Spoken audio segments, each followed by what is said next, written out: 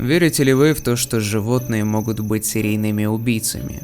В это трудно поверить, ведь животными руководят инстинкты, а не злость или жажда наживы. Но два льва, которых прозвали людоедами из Цава, полностью поменяли представление о том, на что способны животные. С марта по декабрь 1898 года два льва-самца убили по разным данным от 30 до сотни с лишним человек во время строительства железнодорожного моста, соединяющего Кению с Угандой. Необычная особенность этих львов заключалась в том, что у них отсутствовала грива, хотя оба были самцами. Эти львы специально выслеживали и убивали своих жертв. Количество убитых ими людей невероятно велико. Но самое удивительное и страшное в этой истории то, что львы убивали не просто напав на человека и отступив. Они убивали, а потом съедали свою жертву частично, переключаясь на другого человека. Все началось с того, что Британская империя запустила проект по строительству железнодорожного моста через реку Цава, чтобы связать Кению с Угандой. Проект, который начался в марте 1898 года, возглавил подполковник Джон Генри Паттерсон. Вскоре после начала строительства рабочие начали замечать, что вокруг их лагеря творится что-то необычное. Как оказалось, к рабочим начали заглядывать два бродячих льва. В конце концов, львы вытащили одного индийского рабочего прямо из палатки посреди ночи и съели его. За этим нападением последовало множество других. Рабочие пробовали различные методы, чтобы избавиться от львов. Они разжигали большие костры, чтобы отпугнуть от своего лагеря хищника, но все это было безрезультатно. Они построили забор из колючего кустарника, уверенные в том, что это сдержит львов. И такая уловка, несомненно, сработала бы, если бы речь шла об обычных животных. Львы, которые вкусили человеческой плоти, теперь обходили все препятствия. Они перепрыгивали через колючий кустарник или пролезали снизу, не обращая внимания на царапины, которые оставались у них на шкуре.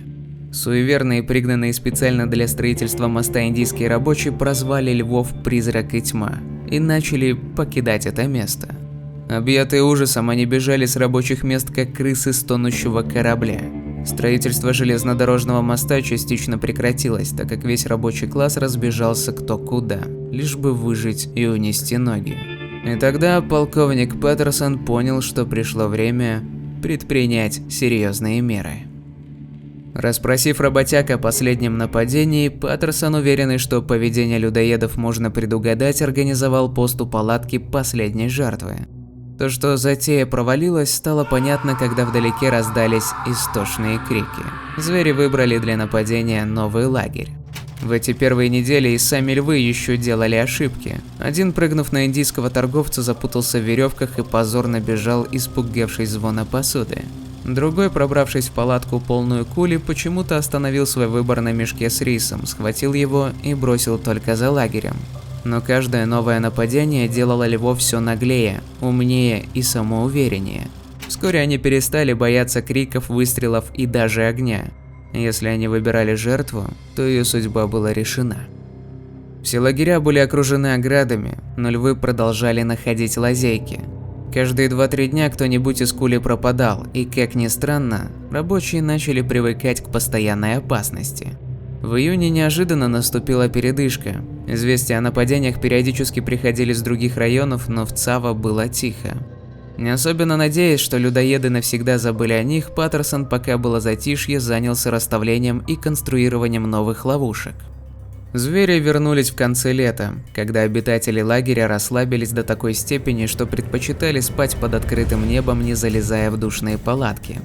Хотя рабочие заметили льва еще тогда, когда он пробирался через колючую изгородь и сразу подняли шум, кидая в него камни и горящие поленья, хищника это не отпугнуло, а только разозлило.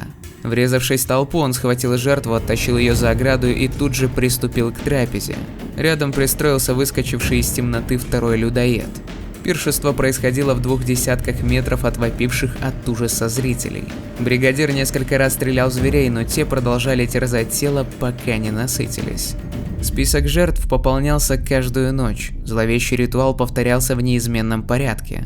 Слышалось густое рычание, затем наступала тишина, означавшая, что лев выбирает цель. Далее следовала молниеносная атака и быстро затихавшие предсмертные крики несчастного. Не горевшие всю ночь костры, ни высокие ограды, ни выставленные дозорные, ничто не смогло защитить от львов-людоедов. В середине осени людоеды поменяли тактику. Если раньше один устраивал налет, а второй ждал у ограды, то теперь они стали врываться в лагерь вместе. Число убитых и раненых стало расти вдвое быстрее. Паника достигла предела. След любого животного принимался за отметину львиной лапы. В декабре и вовсе началось массовое бегство рабочих. 5 сотен кулей перегородили пути, остановили поезд и покинули на нем проклятое место. Оставшиеся рабочие забросили железнодорожные работы и полностью переключились на строительство львинозащитных убежищ. Деревья запестрили человеческими гнездами. Многие выкапывали внутри палаток ямы, в которые забирались на ночь, уложив сверху ряд шпал. 8 декабря утром Паттерсон разбудил крик прибежавшего кенийца, который выкрикивал «Симба!». Только что людоеды проникли в лагерь у реки. Люди разбежались, и львам пришлось довольствоваться ослом, которого они сейчас рвали на куски. Схватив мощное ружье, специально оставленное начальником полиции, которого отправили проверить, как обстоят дела со строительством моста, Паттерсон бросился на место. Когда он уже различал среди зарослей одного из львов, увязавшийся за ним кениец неосторожно наступил на ветку, тем самым спугнув хищников. Возвратившись в лагерь, Паттерсон приказал собрать все, что может издавать шум, и гнать львов обратно к недоеденной туше осла. Едва Паттерсон занял позицию, как под грохот барабанов и консервных банок из джунглей показался лев. Паттерсон нажал на спусковой крючок, и хваленое оружие шерифа дало осечку. Второй залп был выпущен уже вслед за скрывшемуся в кустах людоеду. Лев свидетельствовал, что зверь все-таки ранен. Проклиная себя за то, что доверился чужому ружью, Паттерсон кинулся в погоню, но потерял след. Оставалась надежда, что ночью львы вернутся к недоеденному ослу. Так и произошло. Гость пожаловал за полночь. Раздался долгий зевок, означавший, что лев хочет есть. Вздох голода сменился рыком. Зверь почуял человека. Паттерсон забеспокоился, что это спугнет льва, но случилось ровно наоборот. Не обращая внимания на аппетитного осла, людоед стал медленно сужать круги возле насеста охотника. Боясь шевельнуться, Паттерсон ждал, когда лев подберется ближе. Проверка на выдержку продолжалась 2 часа. На рассвете стали видны очертания хищника. Джон выстрелил, лев взвыл и прыгнул в кустарник, но Паттерсон продолжил палить на звук. Стоны перешли в судорожное дыхание, а потом оборвалось и оно. В тишине африканской ночи звуки разносятся далеко. Когда пальба прекратилась, из лагеря, находившегося за полкилометра, раздались крики. «Он мертв!» – прокричал в ответ Паттерсон. Лев был огромен. От носа до кончика хвоста он достигал в длину почти 3 метра. Обратно в лагерь его смогли отнести лишь 8 взрослых мужчин. И хотя наполовину полковнику удалось одержать победу, Паттерсон понимал, что оставался еще один лев. Его тоже необходимо остановить. На это у Паттерсона ушло еще 20 дней. Второго льва он убил 29 декабря. Паттерсон уверял, что выстрелил в него не меньше 9 раз, прежде чем лев умер. Смерть настигла льва, когда тот цеплялся за дерево, стремясь достать Паттерсона. Этот был немного меньше первого – 2 метра 89 сантиметров. Когда слух о том, что львов убили, распространился, рабочие бригады вернулись к работе, и строительство моста было завершено. Вероятнее всего, львы в общей сложности убили от 28 до 31 человека, но полковник Паттерсон заявлял, что на их счету 135 человеческих жизней. Паттерсон освежевал львов и использовал их шкуры в качестве напольных ковриков. В 1924 году он продал их в Филдовский музей естественной истории в Чикаго за $5000. Шкуры львов были в ужасном состоянии. Специалисты восстановили их, и сейчас туши этих животных представляют собой экспозицию музея. Черепа львов находятся здесь же, неподалеку.